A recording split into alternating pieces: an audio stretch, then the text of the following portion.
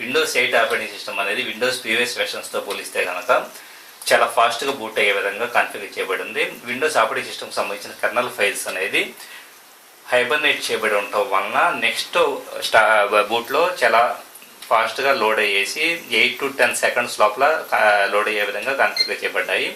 ఇప్పుడు నేను Windows 7 Windows 8 ఎన్విరాన్మెంట్లో ఉన్నాను. సో ఈ ఎన్విరాన్మెంట్లో ప్రజెంట్ మల్టీ బూట్ స్క్రీన్ అనేది రాబోతూ ఉంది.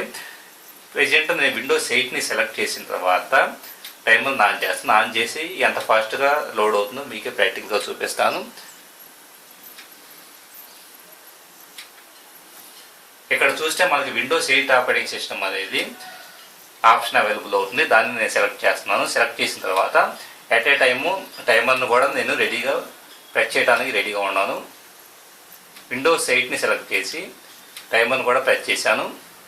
ఇక్కడ చూడండి 1 2 3 4 అని మనకి 6 సెకండ్స్లో డెస్క్టాప్ వచ్చేసింది.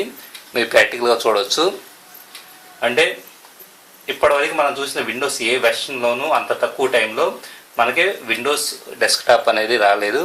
దీన్ని బట్టి విండోస్ 8 ఎంత అద్భుతంగా ఉందో మీరు అర్థం చేసుకోవచ్చు. Thank you very much for watching this video. ఈ వీడియో కనుక మీకు నచ్చితే మీ ఫ్రెండ్స్ కూడా షేర్ చేయగలరు. విండోస్ 8 క్లాస్ రూమ్ సిరీస్లో నెక్స్ట్ వీడియోస్ కోసం స్టే ట్యూన్డ్.